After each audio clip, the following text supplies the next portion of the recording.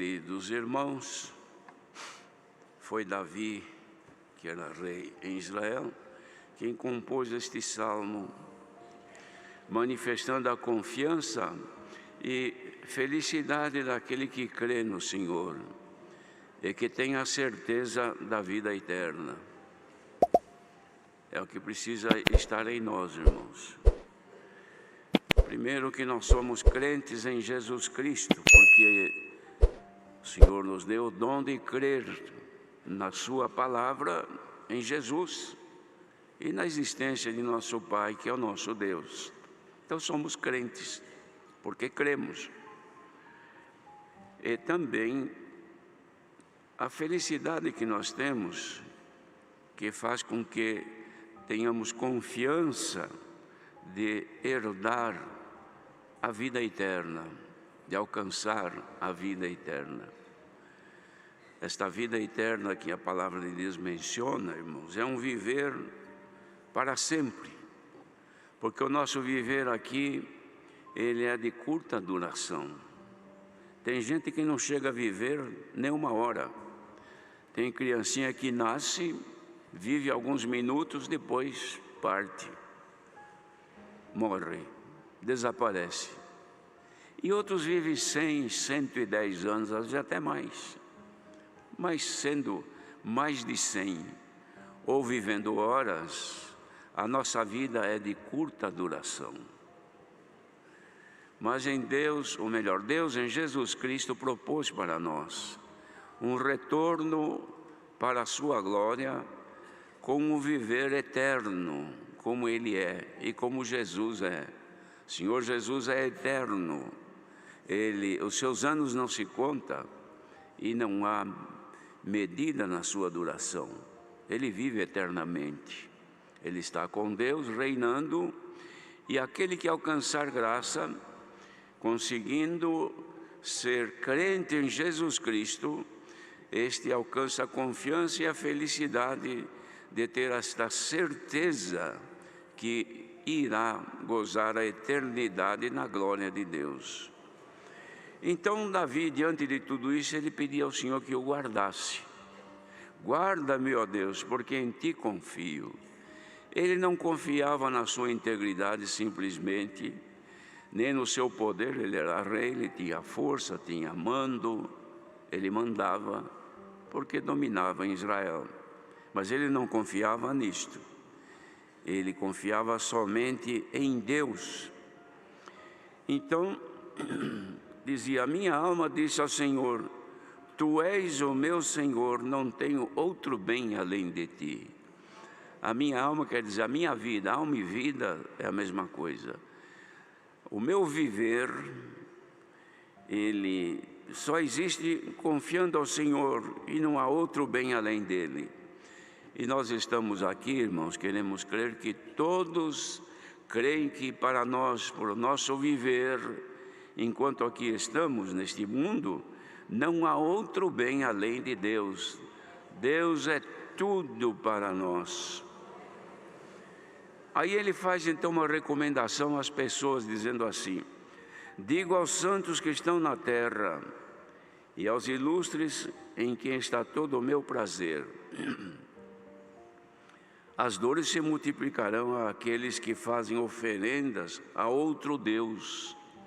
Já havia naquele tempo em Israel pessoas que, mesmo conhecendo o Deus de Israel, por todo o bem que havia feito e fazia, pelos milagres, pelas coisas maravilhosas que fazia entre o povo, mas havia aqueles que não criam, melhor, diziam que criam, mas não eram crentes realmente em Deus, eram crentes de palavra, de boca.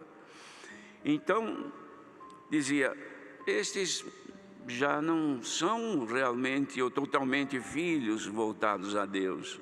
Deve ter outras coisas na sua vida superiores a Deus, melhor do que Deus, mais importante do que o Senhor Deus. Então, para estes, as dores iam se multiplicar. Por quê?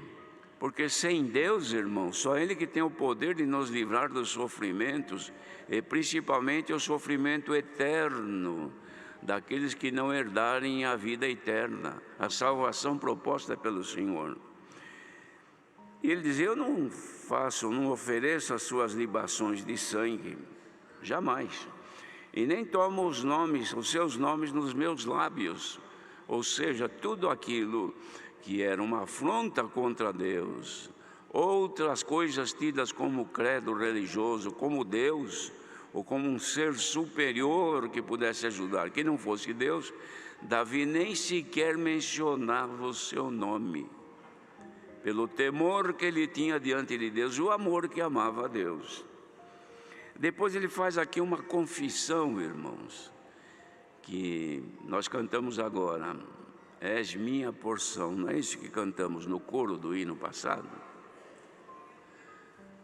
Então, o que é porção, irmãos? Porção é uma parte que a pessoa alcança e tem direito sobre o uso daquilo que lhe pertence. Então dizia: o Senhor é a porção da minha herança e do meu cálice, tu sustentas a minha sorte. Esta herança, irmãos, não é herança aqui da terra, uma propriedade, um dinheiro, alguma coisa, não. Porque o que é da terra fica na terra. A herança que ele se refere aqui é na glória eterna dos céus, na habitação de Deus. E ele diz então que a porção da sua herança, ou seja, a parte que lhe cabia, que lhe competia, era o Senhor. Então não tinha e não tem herança maior, de maior poder do que o Senhor. Ele é a nossa herança. Nós herdamos, irmãos, o Senhor Deus na qualidade de filhos, porque Ele nos adotou. E agora então nós temos o Senhor Deus como sendo o que herdamos do saldo de todo este viver no mundo que um dia será destruído. Nós herdamos o nosso Deus na sua glória eterna.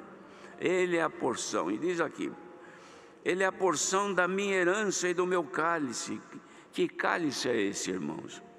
Os irmãos, vejam uma coisa: este cálice aqui não é um cálice de um material qualquer para se beber água, beber algum líquido, não é isso. Este cálice ele tem uma conotação diferente.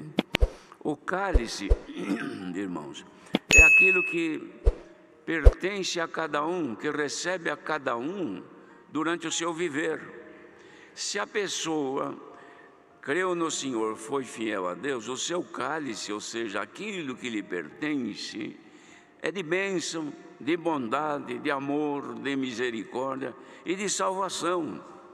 Aqueles que não creram no Senhor ou que foram infiéis, o seu cálice é cálice de sofrimento, de amargura, e é o sofrimento eterno, não nos céus, mas no inferno, que será a habitação eterna dos pecadores que não conheceram e não aceitaram o Senhor, junto com o príncipe das trevas. Este é o cálice, que é considerado também para nós, que o Senhor chamou, como sendo o resultado da segunda morte. A primeira morte, nós temos, irmãos, que todo mundo morre. Ninguém nasceu para viver sempre.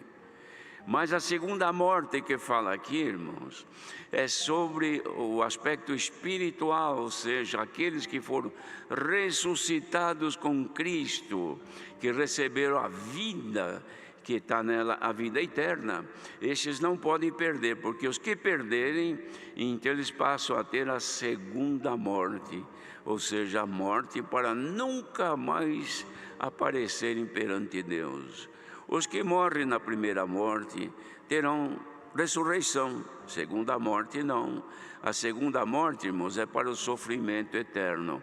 Este é o cálice dos pecadores, dos ímpios, dos que se desviam da fé e da graça, que deixam de amar a Deus, que está sobre tudo, que é a sua porção, e buscam agora a porção deste mundo, de pecado, de orgias, de maldade, de violência, de tudo aquilo que é mal, origem do pecado. Estes, os seus cálices, são o sofrimento eterno. Nós também tínhamos o nosso cálice, resultado do pecado que nós tínhamos. Mas Jesus Cristo bebeu o nosso cálice, levou sobre si a nossa culpa e a nossa condenação, e na cruz Ele venceu e Ele bebeu o que nos cabia de beber. O nosso cálice era de sofrimento eterno, porque éramos pecadores, mas agora Jesus bebeu este cálice nosso e deixou, irmãos, o nosso cálice, que é um cálice de bênção, de amor, de bondade, de misericórdia, e o resultado é a glória eterna nos céus. Esse é o benefício que alcançamos do Senhor. Depois ele diz assim também, Davi, faz uma comparação e diz: as linhas caem-me em lugares deliciosos, sim, coube-me uma formosa herança. Herança por quê? Quem recebeu a herança foi o Senhor Jesus. O Senhor Deus deixou que Ele era filho unigênito, único filho, herdeiro de todas as coisas. Mas quando Ele aceitou, irmãos, dar a vida para resgatar o homem e chamar como seus irmãos, Ele dividiu a sua herança, deixou de ser unigênito, ou seja, único, para ser o primeiro, o primogênito entre muitos irmãos.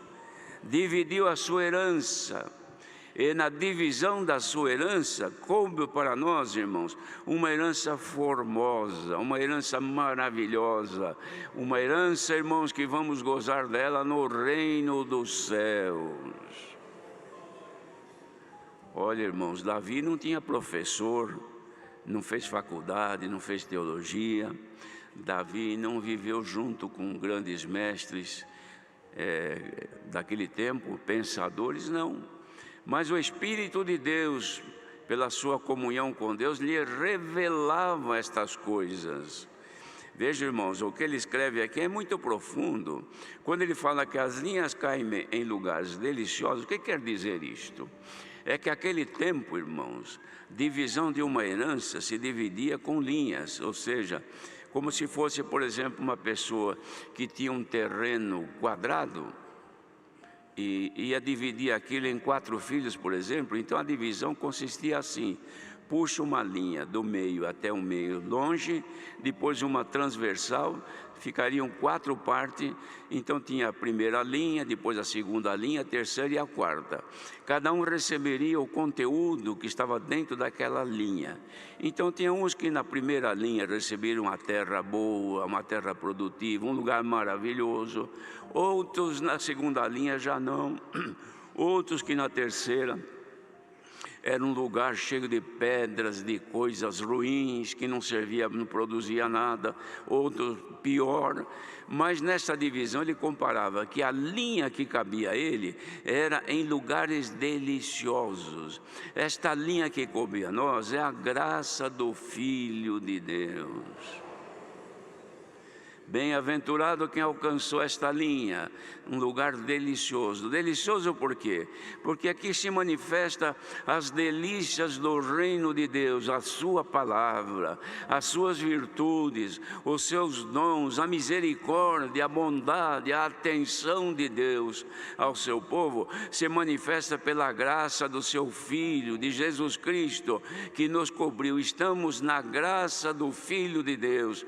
As linhas que coube a nós, irmãos, são deliciosas, maravilhosas. Dentro da graça do Senhor nós temos paz, nós temos virtude, temos os olhos de Deus sobre nós, e o resultado de tudo isso não é aqui na terra, não, é na glória eterna dos céus. Por isso que no hino nós cantamos: és minha porção. Quem está aqui hoje e puder dizer: o Senhor é a minha porção? Qual é a tua porção, irmão? Qual é aquilo que mais colocas o teu coração e tens mais amor? Naquilo que vem de Deus, dos céus, ou naquilo que tem na terra? Sua casa, seu terreno, sua propriedade, seu dinheiro, seu carro, as riquezas da terra. Essa tua porção, ela está aqui, não vai sair da terra. Você, uma hora também vai embora e ela fica aqui. Mas a porção dos crentes que estão aqui, que tem certeza de vida vida eterna, a sua parte não está aqui, está guardada no reino dos céus, queridos. Nós lamentamos quando alguém perde a graça. É ruim para nós isso, quando alguém conhece aquele irmão ou aquela irmã assim, conheço, pobre deste irmão, aconteceu isso ou aquilo, deixou o Senhor, foi embora, se entregou no mundo de toda corrupção e maldade. É uma pena, perdeu a graça, deixou a graça, amou o presente século, amou as coisas visíveis desta terra. Agora ele está colhendo os frutos que tem nesta terra: maldade, violência, inveja, derramamento de sangue, traição de toda maneira. Este é o fruto das trevas deste mundo. Mas aqueles que estão amando mais, irmãos, a sua porção, que é o Senhor, fique sabendo nesta manhã, o Senhor te guardará para a vida eterna. Glória ao nome do Senhor. Então Davi dizia assim: louvarei ao Senhor que me aconselhou, como está aconselhando hoje. Isso aqui é conselho de Deus, para que nós amemos o Senhor e não troquemos a graça por nada, porque na graça do Filho de Deus está a nossa herança. Então ele disse: louvarei ao Senhor que me aconselhou. Depois ele diz: até os meus rins me ensinam de noite. Uma comparação que ele fez, irmãos, que pode acontecer com qualquer um, é porque naquele tempo, como ainda é hoje, a pessoa, para lembrar-se do seu corpo, das suas necessidades interiores, então o corpo avisa, o corpo pede. Quando alguma coisa não está bem, o corpo reclama, e o cérebro faz a pessoa entender, não é? Dá uma dor de cabeça, o corpo reclama, a cabeça, o cérebro reclama, está doendo, tem um problema na cabeça, ou você está com enxaqueca, ou você bateu a cabeça, alguma coisa aconteceu, você precisa se cuidar, porque tem um problema aí na sua cabeça. Então, o corpo reclama onde estiver o problema, não é assim, irmãos? É o que Deus fez perfeito em nós. O coração também reclama, e é ruim, porque quando ele reclama, ele não dá chance da pessoa ficar perdendo o tempo, não. Precisa correr e socorrer, porque se ele parar, a pessoa morre, não é assim? Tem medo do infarto, porque se o coração romper, a pessoa sofre um infarto e morre. Se uma das suas veias, ou enfim, a coronária se romper, a pessoa vai morrer. Então ninguém quer ficar sofrendo, corre no hospital e assim por diante. Por quê? Porque ele sabe que a coisa é séria. Se a sua pressão aumenta muito, a pessoa percebe: meu Deus, que dor de cabeça, mediu a pressão, está mais de 20, a pessoa sai desesperada no pronto-socorro, que tem medo do infarto, tem medo de um AVC. Por quê? Porque o corpo está avisando: olha, corre e busca socorro, senão a coisa vai ficar pior. Não é desse jeito? Os rins também, irmãos. A pessoa nem lembra que tem 2 rins, mas lá um dia que um cálculo aparece no rim, e ele começa a beliscar, a dar picada nos rins, aí a pessoa lembra: olha, eu estou com um problema, e aquele aquela dor, precisa dar um jeito de resolver o problema. Por quê? Porque ele está avisando que tem coisa que não está bem, tem ali um problema dentro dele. Bendito seja o Senhor. Esta comparação serve para nós, irmãos. Não é que nossos rins, eles vão reclamar porque a gente errou, que a gente mentiu, que a gente cobiçou, que alguém traiu. Não é isto, não é o rim aqui, mas é aqui dentro, na nossa memória, que fica guardado aqui o erro que a pessoa cometeu conscientemente. É como o rim que dá beliscão, que dá picadas, assim a consciência da pessoa acusa: você errou, você mentiu, você roubou, você fez isso que não devia, você fez aquilo que não devia, e fica gravando aqui a toda hora,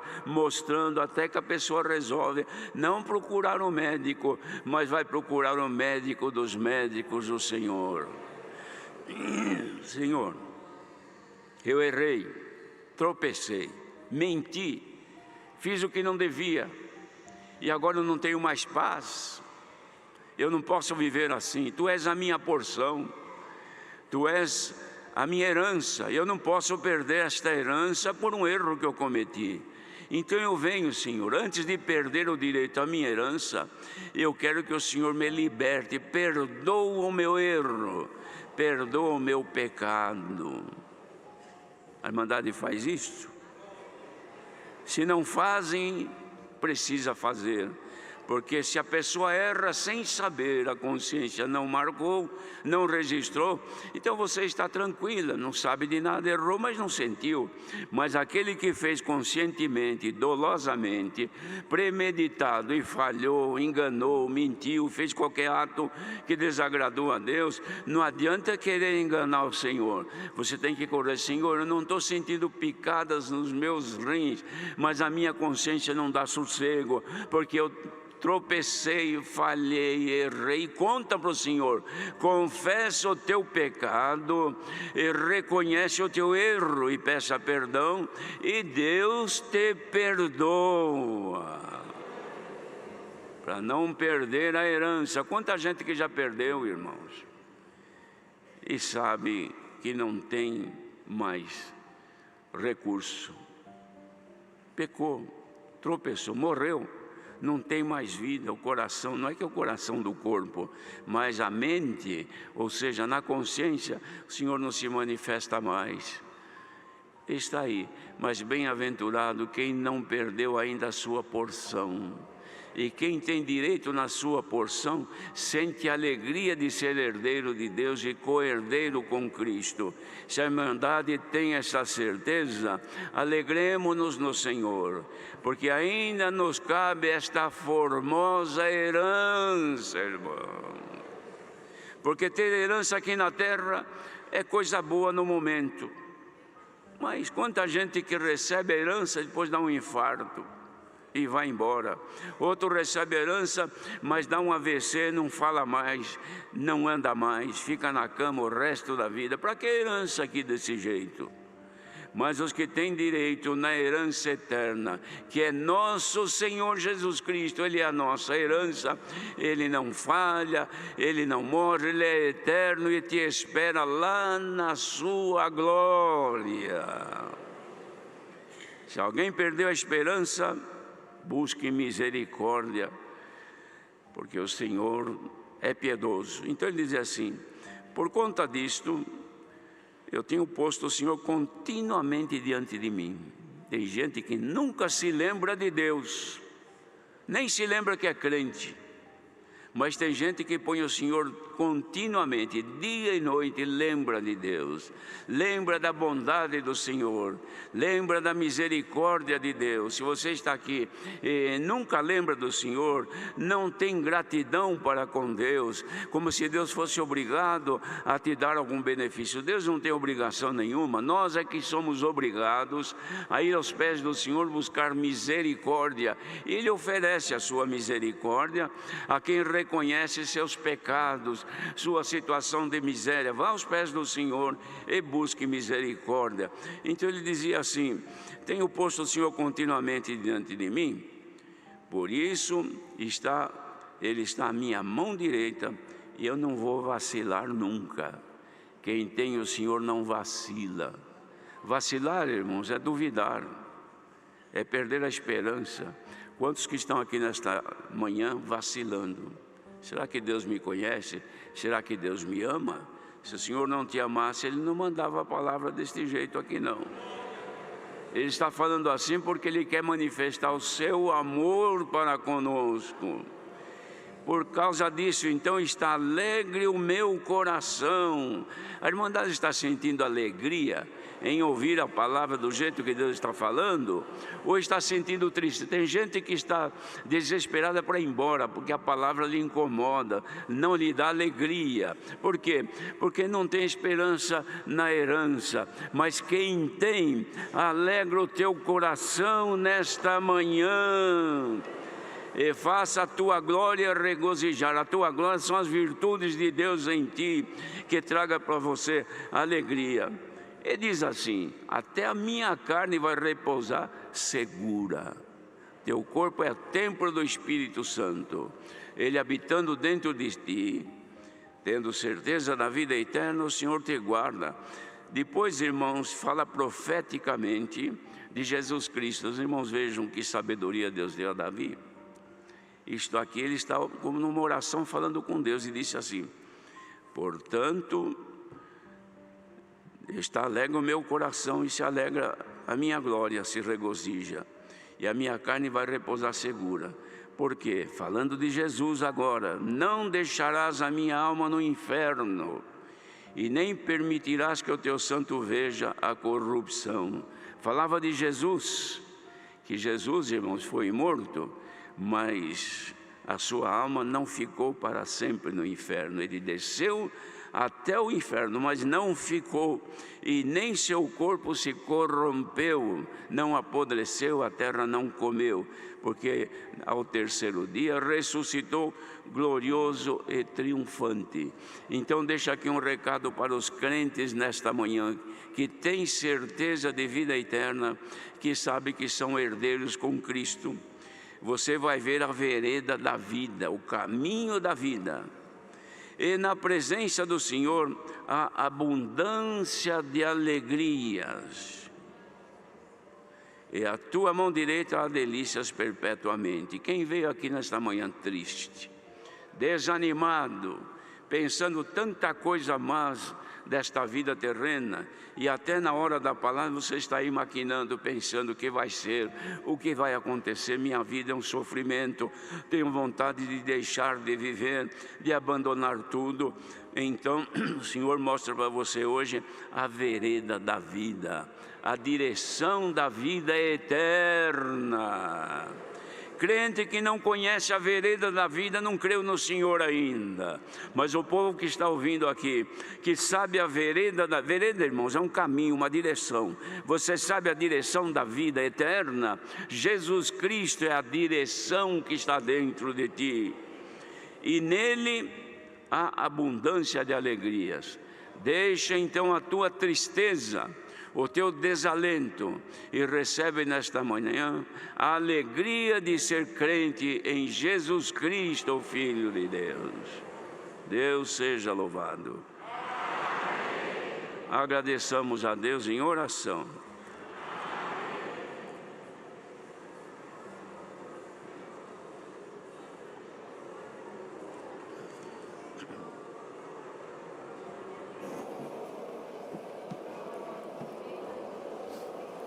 Glória a Jesus. Glória ao teu nome, Senhor. Bendito seja o teu nome. Aleluia. Nosso bondoso Deus, Pai celestial, agora na tua presença, Senhor, ajoelhamos completamente diferente da maneira que nós entramos na tua casa. Porque tu já nos fez saber com certeza que a vida eterna aguarda os fiéis para o reino da tua glória. Graça nós te damos, Senhor, por o Senhor ter nos despertado esta manhã para estarmos dentro da tua casa e outros nos confins da terra acompanhando este santo culto aberto em nome do Senhor Jesus. Te agradecemos pela boa presidência dada ao teu servo também, pelos hinos que foram chamados, cantados e tocados na comunhão, os pedidos que foram feitos, Senhor, e uma oração foi elevada aos céus, aleluia, para rogar a tua misericórdia. Mas maiormente nós te somos agradecidos, porque o nosso cálice está transbordando de alegria, Senhor. Graça nós te damos, Pai, porque todos quantos ouviram esta palavra na comunhão, já foi trocado a tristeza pela alegria da tua palavra. Graças te damos por esta santa e bendita palavra nesta manhã, que vem encher o nosso cálice das virtudes que nós não achamos na terra e não podemos comprar com o nosso dinheiro, mas com as tuas misericórdias, o Senhor vem encher o nosso cálice de alegria, esperança e certeza da vida eterna no céu. Ó Deus, guarda esta palavra no nosso coração, estes conselhos tão Santo, Senhor, e guia-nos nas veredas da vida eterna pelo amor do Teu santo nome. Aleluia. Não nos deixas perder esse caminho, Senhor, e nem trocar por nada, glória ao Teu nome, porque Salomão disse ainda que me dessem toda a fazenda, em troca desse amor, certamente a desprezaria, glória ao Teu nome. Permita que nós desprezamos o que é da terra e possamos abraçar as virtudes contidas nesta pregação desta palavra, glória ao Teu nome. Graças te damos por tudo, em nome do Senhor Jesus, Teu Filho, que é bendito eternamente. Amém. Glória a Deus, glória a Jesus. Se todos encontraram, lemos então, irmãos. Este salmo, quem escreveu foi o profeta, que não era muito conhecido como profeta, era Asaf. Vamos ler então. Ó pastor de Israel, dá ouvidos, tu que guias a José como a um rebanho, que te assentas entre os querubins, resplandece perante Efraim, Benjamim e Manassés. Desperta o teu poder e vem salvar-nos. Faze-nos voltar, ó Deus. Faze resplandecer o teu rosto e seremos salvos. Ó Senhor dos exércitos, até quando te indignarás contra a oração do teu povo? Tu os sustentas com pão de lágrimas e lhes dás a beber lágrimas em abundância. Tu nos pões por objeto de contenção entre os nossos vizinhos, e os nossos inimigos zombam de nós entre si. Faze-nos voltar, ó Deus dos exércitos. Faze resplandecer o teu rosto e seremos salvos. Trouxeste uma vinha do Egito, lançaste fora as nações e a plantaste. Preparaste-lhe lugar e fizeste com que ela aprofundasse raízes, e assim encheu a terra. Os montes cobriram-se com a sua sombra, e como os cedros de Deus se tornaram seus ramos. Ela estendeu a sua ramagem até ao mar, e os seus ramos até ao rio. Por que quebraste então os seus valados, de modo que todos os que passam por ela vindimam? O javali da selva a devasta, e as feras do campo a devoram. Ó Deus dos exércitos, volta-te, nós te rogamos, atende dos céus e vê, e visita esta vinha. E a videira que a tua destra plantou, e o sarmento que fortificaste para ti, está queimada pelo fogo, está cortada, pereceu pela repreensão da tua face. Seja a tua mão sobre o varão da tua destra, sobre o filho do homem que fortificaste para ti. Deste modo, não nos iremos de após ti. Guarda-nos em vida e invocaremos o teu nome. Faze-nos voltar, Senhor Deus dos exércitos. Faze resplandecer o teu nome e seremos salvos. Amém. Glória a Jesus. Queridos irmãos, é um rogo, um clamor feito por este salmista. Ele era dedicado em fazer as canções escritas pelos salmistas, Davi, Salomão e outros. E ele compunha então as melodias para o povo louvar a Deus. Mas aqui ele mesmo, irmãos, observando, considerando e vendo o estado em que o povo de Israel se encontrava, porque o povo havia se esquecido de Deus. Israel, quando ele diz aqui, que perante Efraim, Benjamim e Manassés, desperta o teu poder e vem salvar-nos, ele estava se referindo exclusivamente ao povo de Israel, que haviam se separado as 10 tribos das 2 de Judá, de modo que nesta separação eram 2 reinados distintos, Mas este reinado de Israel estava agora sob um jugo, irmãos.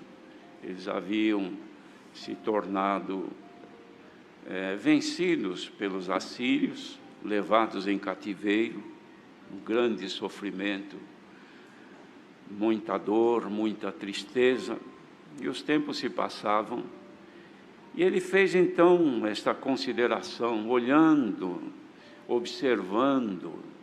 Os irmãos vejam que poucos foram os que tiveram esta condição de observar o estado que a nação estava e elevar uma oração a Deus. Os irmãos pegam aqui a Escritura, vejam que são poucos os homens que elevavam oração a Deus pela nação, por causa da nação estar em estado de sofrimento. Este aqui, Asaf, ele fez este rogo, dizendo: ó pastor de Israel, dá ouvidos, tu que guias a José como um rebanho, que te assentas entre os querubins, resplandece. É porque ele notava, irmãos, que a luz que estava sobre Israel havia se ocultado e o povo estava andando em trevas. Então ele pedia a Deus que resplandecesse outra vez a sua luz, porque eles queriam voltar outra vez, irmãos, à terra que o Senhor tinha dado, a liberdade de poderem servir a Deus, o que haviam perdido porque agora estavam em terra estranha. Clamava, porque o Senhor tinha se indignado até contra a oração do seu povo. Vejam, irmãos, o Senhor Deus se irou, ficou irado, indignado, de ouvir a oração do seu povo. Há momentos em que o Senhor falava com os ímpios: que tens tu de clamar? Por quê? Porque até a oração do ímpio abomina-se perante Deus. Mas Israel estava nesta condição. Mas aqui o salmista, irmãos, intercedia em favor daquele povo, porque o povo era como ovelhas que não tinham pastor, e ele clamava então ao pastor de Israel que desse ouvidos. E depois ele dizia: tu sustentas com pão de lágrimas, e lhes dás a beber lágrimas com abundância. Tu nos pões por objeto de contenção entre nossos vizinhos, e os nossos inimigos zombam de nós entre si. Vejam, irmãos, ele estava envergonhado de ver que o povo que devia de honrar, de amar a Deus, estavam dando mau testemunho, estavam mostrando que tinham perdido a guia e a luz de Deus. Queridos irmãos, isto aqui ficou registrado. Mas estes fatos aqui, irmãos, são como histórias que se repetem.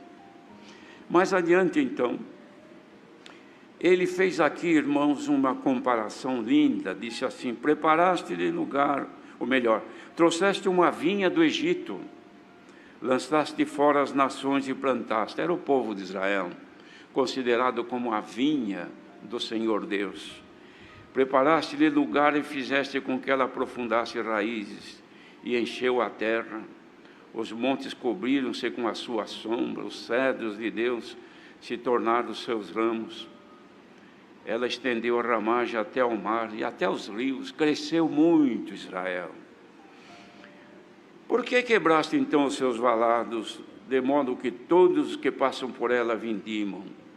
Irmãos, os valados, quando o Senhor deu dele escrever isto, dele fazer esta oração, manifestando esta lamentação a Deus, porque não foi só ele que lamentou, mas os irmãos vejam que Isaías também fez uma lamentação. No capítulo 5, Isaías também, ele faz uma descrição tão próxima de Deus. Ele diz: cantarei um cântico do meu amigo, o meu querido, acerca da sua vinha. Ele dizia: o meu amigo, o Senhor Deus, ele preparou uma terra em outeiros férteis e limpou das pedras, preparou aquela terra, construiu no meio daquela terra uma torre, fez uma cerca, construiu também os valados, irmãos, eles eram construídos principalmente em volta dos montes, dos outeiros, porque quando havia chuvas em abundância, a enxurrada não expunha as raízes das plantas, levando a terra embora, e depois que passava a chuva, o sol aquecia, e as plantas sofriam, porque perdiam a sua força, porque as raízes ficavam expostas. Então eles faziam um rego profundo, e a água corria por ali. Mas então Deus fez tudo isto, e plantou uma vinha, e quando chegou no tempo da colheita, esta vinha era Israel, ele veio colher as uvas, e quando veio colher as uvas, encontrou uvas bravas, que não prestava para serem consumidas. E o Senhor lamentou e disse: o que faltou a fazer a vocês que eu não tenha feito? O que vocês precisavam que eu não concedi? O que vocês clamaram e eu não atendi? Para que agora, na hora que eu venho buscar os frutos, que eu estava almejando receber, vocês me apresentaram uvas bravas. Era lamentação, queridos irmãos. Glória ao nome do Senhor. E ele não parou por aqui, disse: o javali da selva a devasta e as feras do campo a devoram. Irmãos, veja que comparação linda. Javali é um animal, os irmãos conhecem, é um porco da selva. Mas ele se alimenta das coisas que estão de raízes, de pequenos insetos que estão sob o solo. Então ele escava a terra, com o focinho ele fuça a terra. E o que ele faz com as plantações que são terras? Ele destrói. Se ele avança, uma manada de javali avança numa roça, digamos, de milho, numa noite fazem uma devassa, porque eles não só comem, aliás, eles nem comem, eles arrancam, enfiam o focinho por baixo, arranca a planta e expõe a raiz para cima e mata de fome, de sede, porque a raiz ficou para cima e a plantação se acaba. Deu para entender, irmãos, o que é que os javalis fazem na vinha do Senhor? Ele vem por baixo, vai escavando, vai tirando a alimentação, vai tirando a vida, vai tirando o sustento, vai tirando a fome e sede de justiça, e expõe as raízes para o sol, seca, caem as folhas, vem a fraqueza, não produz mais, e se produzir, são uvas que não prestam para ser consumidas. Bendito seja Deus. Ó Deus dos exércitos, volta-te, nós te rogamos. Atende dos céus e vê, e visita esta vinha. Santo é o Senhor. Irmãos, no Novo Testamento, salvo engano, 3 ou 4 vezes, fala que Deus visitou o seu povo. Por quê? Porque a visitação de Deus era para fazer uma obra. E depois de feita a obra, então é a conservação dela. Mas já não é mais por visitar a sua vinha, que hoje somos nós. É para conservar, porque agora Ele habita em nós. Digamos que isso aqui fosse uma casa, e nós morássemos aqui. Então nós poderíamos visitar aqui a nossa casa? Claro que não, nós já moramos aqui. Ninguém visita a sua casa onde mora. A visita vem de fora. Bem-aventurados são aqueles que o Senhor não lhe visita, o Senhor se manifesta nele. Santo é o Senhor. Mas Deus visitou Israel. Jesus também, irmãos, fez uma lamentação, porque quando o Senhor Jesus ia de cidade em cidades, irmãos, pregando o Evangelho na Galileia, vieram os fariseus e disseram: olha, sai daqui e vai embora daqui, porque Herodes quer te matar. Ele ouviu e disse: olha, vai lá e diga para aquela raposa que eu hoje liberto enfermos, expulso demônios, hoje, amanhã, e ao terceiro dia eu sou consumado. Bendito seja o Senhor. E o que ele disse, então, referindo-se àquela cidade? Porque ele estava, irmãos, o Senhor Jesus, naquele momento, emocionado. Ele estava lamentando. Sabe o que ele fez? Ele chorou sobre Jerusalém. Olhou lá do alto do monte que eles iam começar a descer para chegar em Jerusalém e começou a chorar. Ah, Jerusalém, se tu ao menos soubesse o teu dia, bendito seja o Senhor. Mas isso está oculto aos teus olhos. Vocês não veem o dia da visitação. Era aqui, irmãos, o cumprimento da oração de Asaf: visita a tua vinha. Então o Senhor Jesus veio visitar a vinha e ameaçaram ele de morte: olha, vai embora porque querem te matar. Mas se vocês soubessem, ó Jerusalém, o dia da vossa visitação, mas vocês não sabem o que está reservado para vós. Bendito seja o Senhor. Quando chegou, irmãos, o dia dele chegar em Jerusalém, o Senhor Jesus ainda, ele vinha de longe caminhando, e o povo se reuniu com ele, e ele veio triunfante e mandou buscar um jumentinho já reservado para ele. Ele montou no jumentinho, puseram as roupas para ele montar em cima, e jogavam as roupas no caminho, ramos de árvores para ele passar por cima, e o povo glorificava a Deus, louvava a Deus. Bendito é o Rei que vem em nome do Senhor. Mas era um punhado de gente, irmãos, não era Jerusalém toda. Jerusalém, o povo estava lá dentro da cidade, mas este povo de humildes que acompanhava o Senhor, porque acompanhar o Senhor não são todos não, irmãos. Por isso ele disse: vinde a mim, vós todos que estáis cansados e oprimidos, e eu vos aliviarei.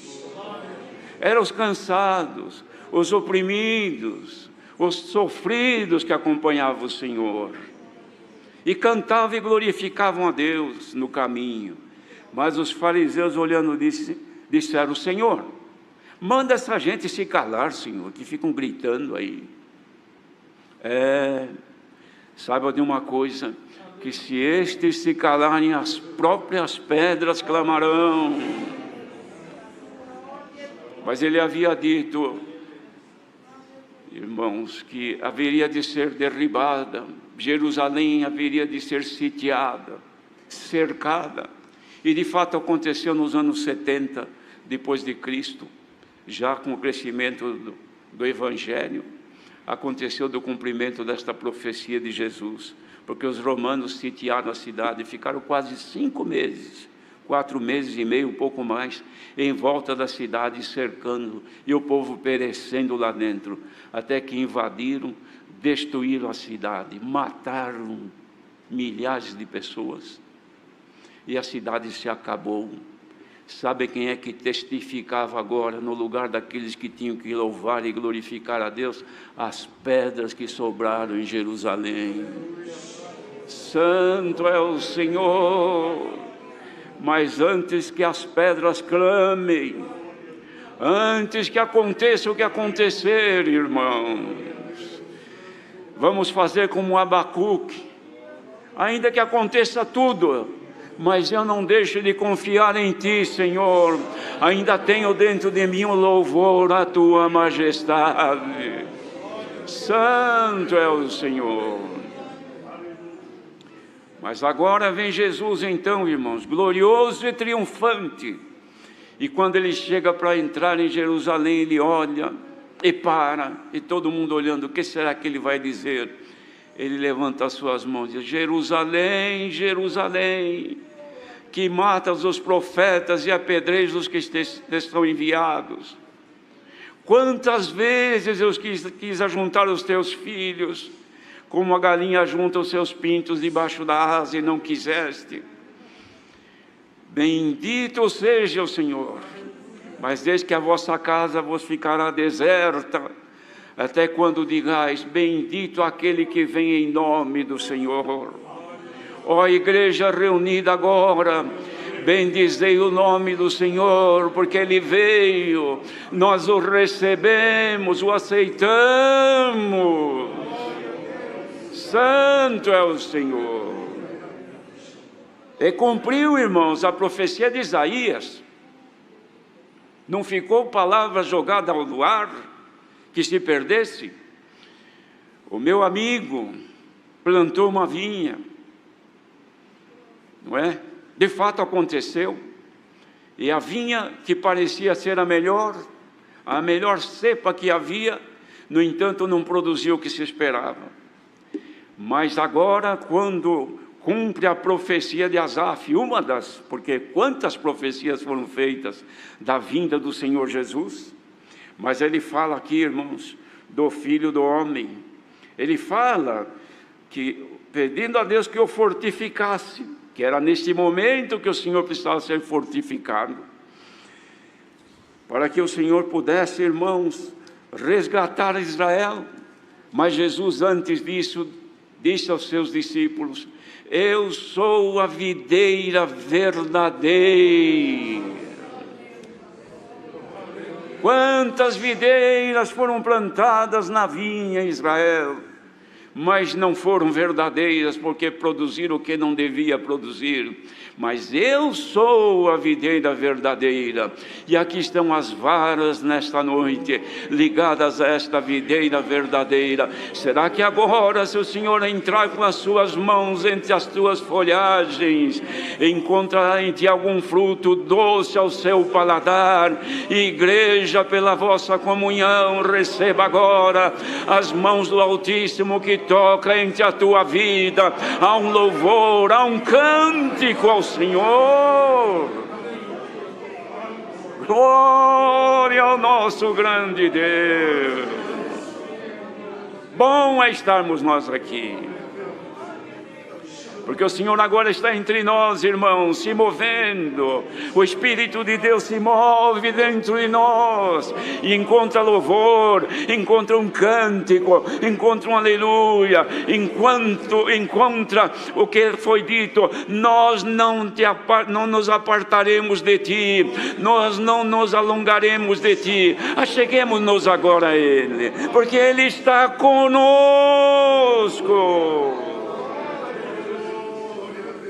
Quem chora agora pela ausência de um ente querido, quem geme agora pela dor de uma enfermidade, quem chora por alguém que está aí sofrendo no hospital, receba agora pela tua comunhão a virtude que está passando aqui, está passando pelo mundo, queridos.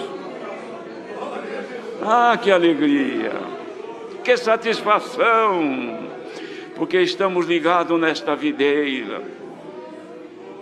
Asaf disse: ó pastor de Israel, dá ouvidos, tu que guias a José como um rebanho, que assentas entre os querubins, resplandece, brilha, acende a tua luz.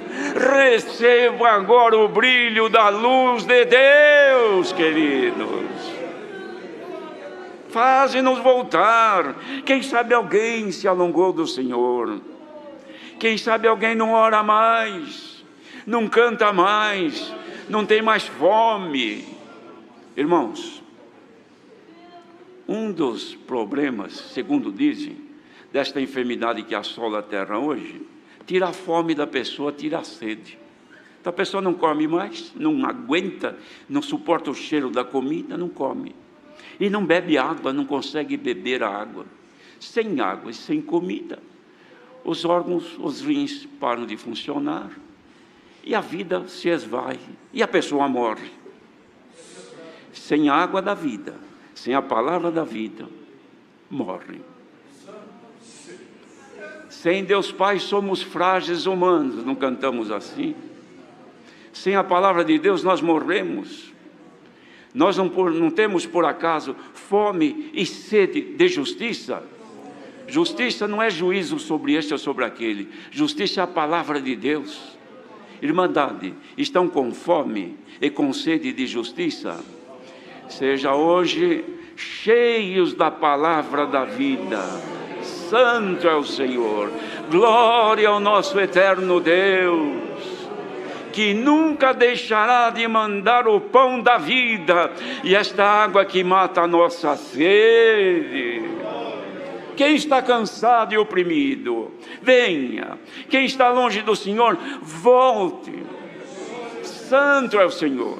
Há uma canção, irmãos, que é uma canção que Salomão escreveu, que era o relacionamento entre marido e mulher.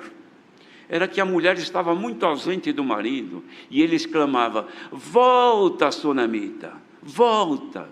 Hoje o Senhor abre os braços: volte. Quem está longe, volte, venha depressa, porque tem pão, tem água, tem alegria, tem paz, tem consolo para a tua alma. Você não canta mais, receba agora o dom de cantar. Asaf era músico, Asaf ensinava a compor hinos para louvar a Deus.